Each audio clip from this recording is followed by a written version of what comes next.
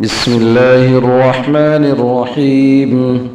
शुरू करता हूँ अल्लाह के नाम से जो बड़ा मेहरबान निहायत रहम वाला है।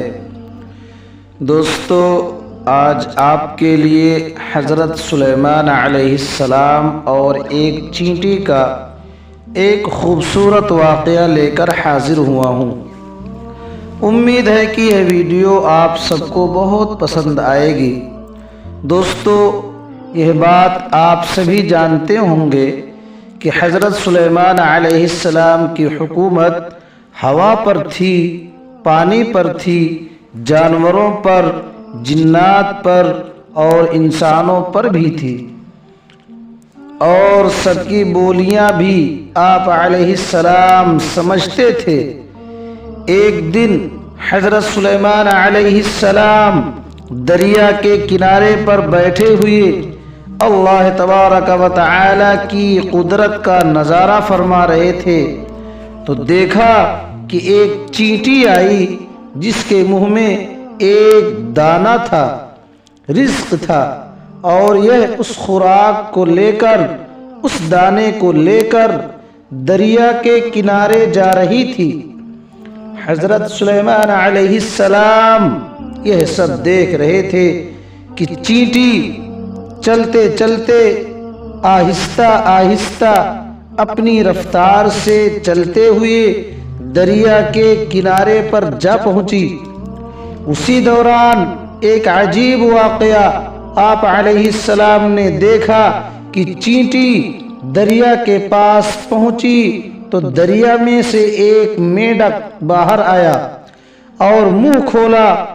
चींटी उसके मुंह में चली गई और मेंढक वापस पानी में चला गया। यह सब मंजर अल्लाह के नबी देख रहे थे। कुछ देर के बाद वह मेंढक फिर आया, उसने फिर मुंह खोला और चींटी उसके मुंह से बाहर आ गई। हज़रत सुलेमान अलैहिस्सलाम ने गौर किया तो एक फ़र्क महसूस हुआ कि उससे पहले चींटी जब मेंढक के मुंह में गई थी तो उसके मुंह में दाना था, एक रिज़्क़ था, जो अब उसके मुंह में नहीं है। दोस्तों, जैसे कि पहले भी आपको बताया कि हज़रत सुलेमान अलैहिस्सलाम चरिंद परिंद से बात किया करते थे, तो आप अलैहिस्सलाम ने चींटी को तलब किया और पूछा कि यह क्या मामला है, तुम क्या कर रही हो? अभी तुम मुंह में दाना लेकर मेंढक के मुंह में गई थी, तुम कहाँ गई थी? यह चींटी कहने लगी, ऐ अल्लाह के नबी, इस समंदर की गहराई में जाकर दूर एक पत्थर है, यह पत्थर अंदर से खाली है, उस पत्थर के अंदर एक कीड़ा रहता है। अल्लाह ने उस कीड़े को ऐसे मकाम पर पैदा किया है कि वहाँ से नहीं निकल सकता, वही उसकी कुल कायनात है। मुझे अल्लाह ने इस काम पर मुकर्रर किया है कि मैं उसको खाना पहुँचाऊँ। कादिर मुतलक ने उस मेंढक को मामूर किया है, मेंढक रोज़ाना मुझे अपने मुंह में लेकर पानी से होता हुआ उस पत्थर तक ले जाता है। वह मेंढक अपना मुंह उस पत्थर के सुराख पर रख देता है, मैं उसके मुंह से निकलकर कीड़े के पास आ जाती हूँ। वो अनाज, वो दाना जो मेरे मुंह में होता है, वो दाना मैं उसके पास रख देती हूँ। यह मेंढक मेरा इंतज़ार करता रहता है, मैं वापस उसके मुंह में दाखिल हो जाती हूँ। यह पानी में तैरते हुए मुझे वापस पानी से बाहर ले आता है। हज़रत सुलेमान अलैहिस्सलाम ने उससे पूछा कि जब तुम उसके लिए खाना लेकर जाती हो तब तुमने कभी उसकी गुफ्तगू सुनी है?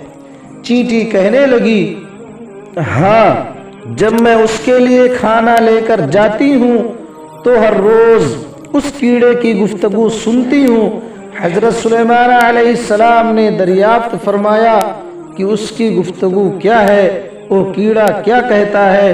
چینٹی بولی، وہ کیڑا کہتا ہے کہ اے وہ ذات جس نے سمندر کی گہرائیوں میں اس پتھر کے اندر بھی مجھے نہیں بھولا، اپنے مومن بندے پر اپنی رحمت کو بھی مت بھولنا۔ اب اس کے بعد حضرت سلیمان علیہ السلام کے دل میں ایک خواہش پیدا ہوئی۔ یہ خواہش خدا نخواستہ کسی تکبر کی وجہ سے نہیں تھی، محبت کے سبب تھی کہ ایک دفعہ اللہ کی مخلوق کو میں کھانا کھلاؤں گا، اللہ تعالی کے دیے ہوئے رزق سے ہی میں کھلاؤں گا۔ حضرت سلیمان علیہ السلام اللہ سے ہم کلام ہوئے اور عرض کیا کہ اے میرے معبود، تو مجھے اجازت دے کہ میں تیری تمام مخلوقات کو پورے سال کا کھانا کھلاؤں، ان کی دعوت کروں۔ اے میرے رب، یہ میری خواہش ہے۔ تو اللہ نے ان کے پاس وحی بھیجی اور فرمایا اے سلیمان، تو اس پر ہرگز قدرت نہیں رکھتا۔ حضرت سلیمان علیہ السلام نے ایک مرتبہ پھر درخواست کی کہ مجھے صرف 7 دن کی ہی اجازت دے، میں آپ کی مخلوقات کو کھانا کھلا سکوں۔ اللہ تبارک و تعالی نے ایک مرتبہ پھر فرمایا کہ اے سلیمان، تو اس پر قدرت نہیں رکھتا۔ حضرت سلیمان علیہ السلام نے تیسری مرتبہ پھر فرمایا اے میرے پروردگار، مجھے صرف 1 دن کی ہی اجازت دے دیں کہ میں آپ کی تمام مخلوقات کو کھانا کھلا سکوں۔ اللہ تبارک و تعالی نے تیسری مرتبہ پھر فرمایا اے سلیمان، تو اس پر قدرت نہیں رکھتا۔ بہرحال اللہ تبارک و تعالی نے حضرت سلیمان علیہ السلام کو 1 دن کی اجازت دے دی کہ وہ دنیا کی تمام مخلوقات کو کھانا کھلائیں۔ آپ علیہ السلام کو اجازت مل گئی تو آپ علیہ السلام نے تمام جنات اور انسانوں کو حکم دیا کہ وہ تمام کی تمام ان چیزوں کو جو زمین پر حلال ہے، یعنی گائے، بیل، بکری اور دمبے وغیرہ وغیرہ، اور ان تمام چیزوں کو جو جنس حیوان میں سے ہے، یعنی پرندے وغیرہ، ان سب کو جمع کر لیں۔ جنات اور انسانوں نے مل کر ان تمام چیزوں کو حضرت سلیمان علیہ السلام کے سامنے پیش کر دیا۔ بڑی بڑی دیگیں تیار کی گئیں، پھر ان جانوروں کو ذبح کیا گیا اور ان کو پکایا گیا۔ آپ علیہ السلام نے ہواؤں کو حکم دیا کہ کھانے پر شیریں اور دھیمی آواز پر چلتی رہیں تاکہ کھانا خراب نہ ہو جائے۔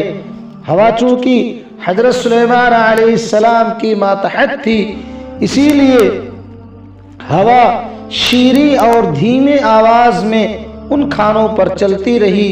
اس کے بعد حضرت سلیمان علیہ السلام نے دسترخوان بچھایا جس کی لمبائی اتنی زیادہ تھی کہ اگر ایک انسان اس کے سرے پر چلنا شروع کرتا تو دوسرے سرے پر پہنچنے میں اس کو 1 مہینے کا وقت گزر جاتا، اور اتنی ہی اس دسترخوان کی چوڑائی بھی تھی۔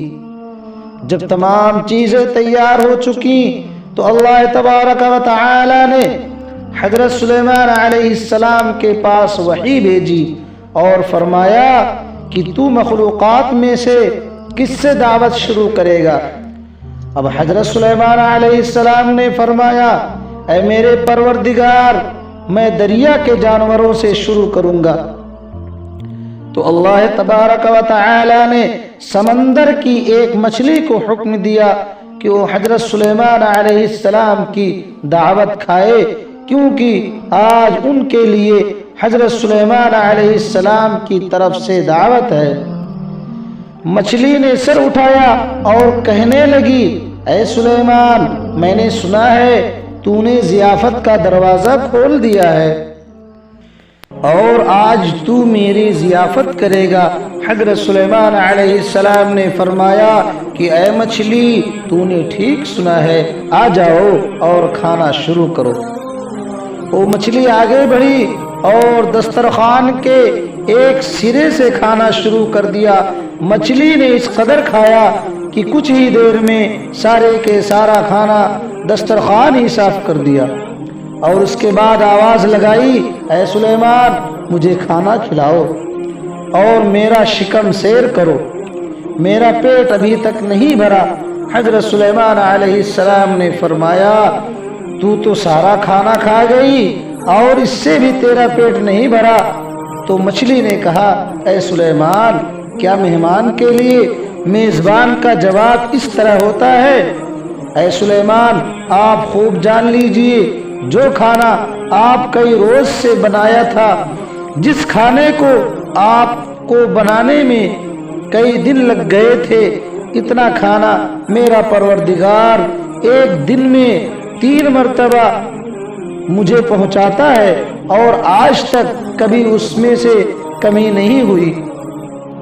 اس لیے اے سلیمان، آج میرے کھانے کو روکنے کا سبب تو بنا ہے، کیونکہ رزق تو نے اپنے ذمے لیا تھا اور تو نے میرے کھانے میں کمی کر لی۔ اسی وقت حضرت سلیمان علیہ السلام اللہ تبارک و تعالی کے سامنے سجدے میں گر پڑے اور کہنے لگے، پروردگار، وہ ذات جو کفالت کرنے والی ہے، مخلوق کی روزیوں کے ساتھ مخلوق جانتی تھی کہ کہاں سے آتا ہے۔